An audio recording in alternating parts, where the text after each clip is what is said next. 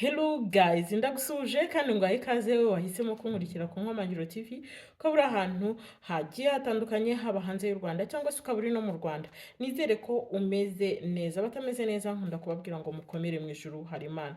Ntabwo ariko bizahora. Narababwiye ngo twese tuvuka dupfumbase ubusa. Hari umuntu wavukanye inote, hari umuntu wavukanye amazu, hari umuntu wavukanye akazi, hari umuntu wavukanye ibyo bintu byo kubura akazi, byo kubura aho byo ntibikagutesha umutwe. Bariya babibonye bose ntabwo babivukanye. Wowe jya ukomera urindire, isaha yawe nigera Imana izagusubiza. Kandi nta nubwo rega ibeshya iyo yatumye ukura ngo yakumenye ukiri urusoro mu nda ya mama wawe. Nuko rero ntugaterwe ubwoba n'ibitero bya Satani bikumvisha ko ugomba gupfa, bikumvisha ko ugomba guhora urwaye. Hoya, Imana yaguhindurira amateka uramutse ubyemeye, ubundi ugategereza mu ituza no mu byiringiro, niho tubonera ibisubizo. Jya wihangana rero. Uyu munsi rero tugiye kwiganirira muri bimwe mu bintu byakwereka ko ufite uburwayi bwo mu mutwe. Hari abantu bakora ibintu ugasanga ntago bazi ko ari ikibazo, ngo ahubwo banihutire kujya kwa muganga, ukabona nyine ari ibintu bisanzwe ukabifata nk'uko nguko. Ariko ndagira ngo ngutangarize ngo ushobora nawe kurangiza kino kiganiro wumvise wararangiye, mbese ufite uburwayi bwo mu mutwe ugendana utabizi. Ikintu cya mbere kizakwereka ko urwaye cyangwa se ufite uburwayi bwo mu mutwe nuko uzarya ubudatuza. Hari ukurya bisanzwe ariko ukumva nyine ushonje bikabije, ukumva urashaka kurya buri kanya, ukumva niba haciye niba ukora wenda ku iduka runaka cyangwa se ukorera ahantu, ukumva niba hahise ikigori wakirya, ukumva niba hahise igi nturitangwe, ubunyobwa, igisheke, nyine ukumva umubiri wawe uri gushaka kurya cyane. Mwabonye ko mu minsi yashize mbabwira stress, ndi kubabwira nti stress zinatuma umuntu arya cyane, sibyo? Ukumva ushaka kurya cyane, kandi buriya stress yibaye nyinshi biba ari uburwayi bwo mu mutwe. Niyo mpamvu rero niwibonaho kurya bidasanzwe uzamenye ko watangiye kwatakwa n'indwara yo mu mutwe, bityo ucunge neza aho biva cyangwa se ucunge neza uko umeze muri iyo minsi. Wihutire kugana abavuzi bahumuriza cyangwa se abavuzi b'uburwayi b'inzobere z'uburwayi bwo mu mutwe, kuko ushobora kwisanga byarengereye. Guhora ubona ibitagenda neza, icyo ni icya kabiri. Ugahora ubona ibintu bitagenda neza, mbese muri wowe nta bintu bigenda neza. Amakuru se nta kigenda, bimeze bite se nta kigenda. Nyine guhora ubona ibitagenda neza, nta gahe na kamwe ujya ugira ngo ubone ibintu biri kugenda neza.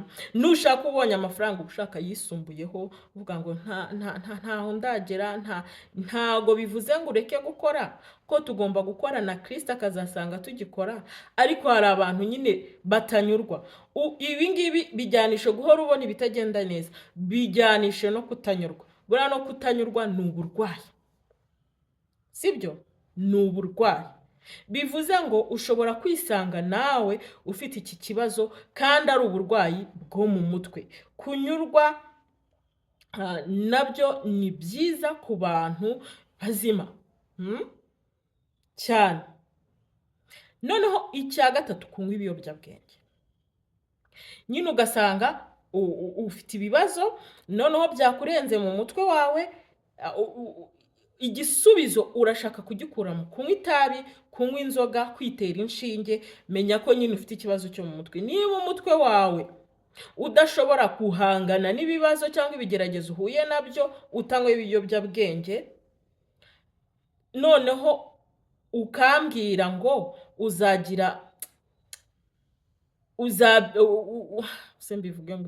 uzahangana nabyo gute? Wa muntu rero uhita ashaka kunywa ibiyobyabwenge, itabi, inzoga n'ibindi, ufite uburwayi bwo mu mutwe, kuko mu bwonko bwawe ntabwo bushobora kwakira ibintu biri kuba ako kanya, ugahitamo kwitera inshinge cyangwa se kunywa ibinini bisinziriza, kunywa inzoga, ibintu nk'ibyo. Menya ko ufite ikibazo cyo mu mutwe. kandi wihutire kujya kwa muganga, ndetse n'umuti nza gutanga uri buze gutuma mu mutwe wanyu hamera neza. Kutagira gahunda, hari abantu nyine batagira gahunda. Noneho ushobora gusanga abantu bafite ibibazo byo mu mutwe ari benshi pe, ari benshi. Ugasanga umuntu ntagira gahunda. Igihe cyose wari uzi gushyira ibintu ku murongo, wari uzi gutondeka gahunda yawe neza ku munsi, ariko ugasanga bimwe na bimwe uri kubinyuranya, rimwe na rimwe bimwe uranabyibagiwe, rimwe na rimwe aho uba nta suku ihari, aho ukorera ntayo, aho uryama ntaho, wajya gukunda gusasa uburiri bwawe ariko ubu ngubu noneho ntabwo bushashe, wajya gukunda kuzinga imyenda yawe ariko uri kuyinaga aho ubonye, menya ko watatswe n'uburwayi bwo mu mutwe. Kutagira gahunda nacyo ni ikimenyetso gishobora kukwereka yuko warwaye indwara cyangwa se ufite uburwayi bwo mu mutwe. Riga bariya tubona batoragura amashashi cyangwa bari kurya imyanda, ntabwo ari bo bonyine bafite ibibazo, ko hari abafite ibibazo byo mu mutwe kandi basanzwe bagenda bisanzwe. Ubwo rero ni ukwisuzuma ukareba niba nawe udafite ibyo bibazo. Kuri 5, gutekereza ibintu bibi. Niba uri wa muntu utekereza ibintu bibi gusa, ntabwo gutekereza ari uburwayi bwo mu mutwe. Gutekereza ibibi ni byiza cyane, ko mpora mbabwira ngo ibibi byiza ni indyo ya buri muntu wese utuye kuri uyu mubumbe, ariko usanga purusa nyinshi ziri ku ruhande rwo gutekereza ibintu bibi. Iyo buri gihe cyose uhaye intekerezo zawe cyangwa se mu mutwe wawe ugahora utekereza ibintu bibi, menya ko ufite uburwayi bwo mu mutwe. Ibi bigendana n'ishyari. Wabona kanaka ateye imbere ukumva biraguhangayikishije, ukumva ateye imbere se azabura gupfa, agize atya si ibiki n'ibiki. Nawe wakora ugahora ufite ubwoba, uvuga uti ndapfa bino bintu mbisige. Ugahora ufite ubwoba kuri buhombe, ugahora ufite ubwoba bw'ibihombo, nta gihe unatekereza uti ibi bintu byanakunguka kandi koko birashoboka. Ugahora ufite ubwoba bwo guhomba, ugahora utekereza ibintu nabi, ugahora utekereza ubuse ko ndwaye nzakira, ubuse ko ndi umukene nzashyira nkire, ubuse ko ugatekereza ibintu bibi cyane, bihita bikugaragariza ko uzahita umenya ko niba bikunze kukubaho uri umurwayi. Ntabwo ari bariya batoragura amashashi gusa cyane pe. Niba umuntu ahora atekereza uruhande rubi gusa, wabona abantu bikoreye ibintu byiza, ukaza uri opoze, nta n'inyungu bifitemo, ariko ukaza uti reka musenye, reka musenye, reka musenye, reka musenye. Nshuti yanjye, ndagira ngo ngutangarize ko uri umurwayi. Niba wiboneye, reka tuvuge hano ku mbuga nkoranyambaga, ubonye abantu bikundaniye, ubonye abantu bimereye neza, ukaza uropoze, nimuberanye, nibigize gute, menya neza ko urwaye mu mutwe. Buriya ntuzanaterane komenti n'umuntu uza gusenya, cyane nk'aba tiktokers, abantu bo ku ma YouTube. Buriya nyine ujye uhita umenya ikibazo afite. Ni umurwayi kandi buriya akenewe no gusengerwa. Akeneye gusengerwa kandi no kumuba hafi akaganirizwa. Nubona umuntu ari kwibwira ibibi, ubundi n'umuntu iyo yibwira ibibi usanga rimwe na rimwe kuri 6 abura ibitotsi. Ukarara utekereza sha,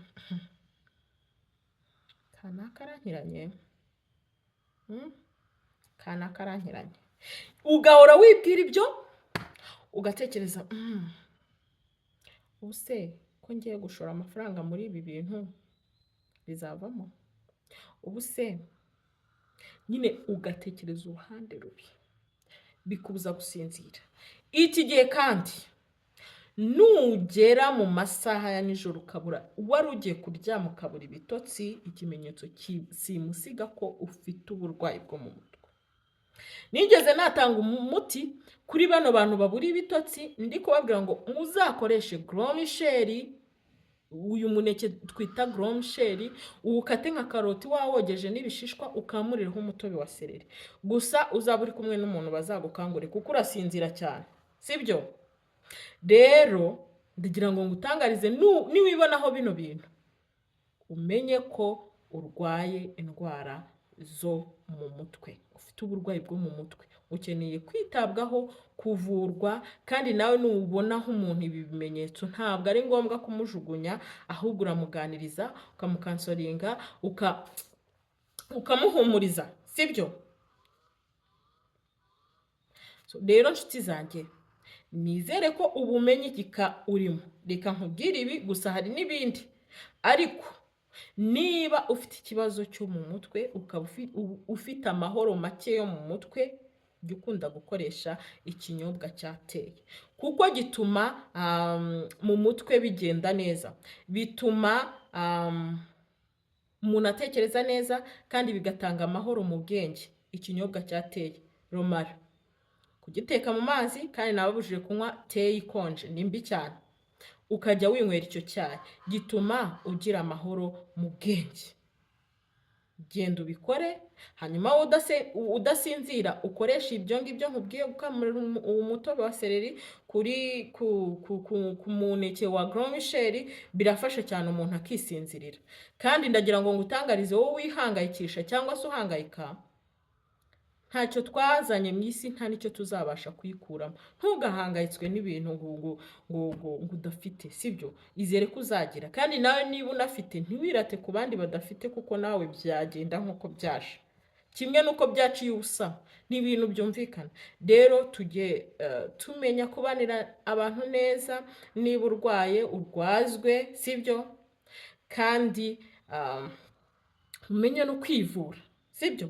Nk'ubu nkubwiye ikinyobwa cyiza gituma mu bwonko, kirwanya na stress, romara zirahendutse, ukumva wimereye neza, ukagira amahoro yo mu mutima n'amahoro yo mu bwenge. Ariko unongeyeho gusenga, buriya Imana igira uko yoroshya ibintu kandi igaturisha umuntu. Sinababwiye ngo mwituza no mu byiringiro nibwo tubona ibisubizo. Ngayo nguko. Rero nshuti yanjye, niba twabanye muri iki kiganiro utarakanda subscribe, yikande, tujya tuvuga ibintu by'ubwenge hano ku Nkomangiro TV, sibyo? Kandi niba warabikoze, Imana iguhereza umugisha. Icyo uba usigaje ni ugukanda like, ngaho bikore. Urakoze cyane wowe ubikoze. Mushyiremo na comment kugira ngo tujye tubona ibyo tuganiraho mu mavideo azakurikiraho. Ndabakunda, Imana ikandusha.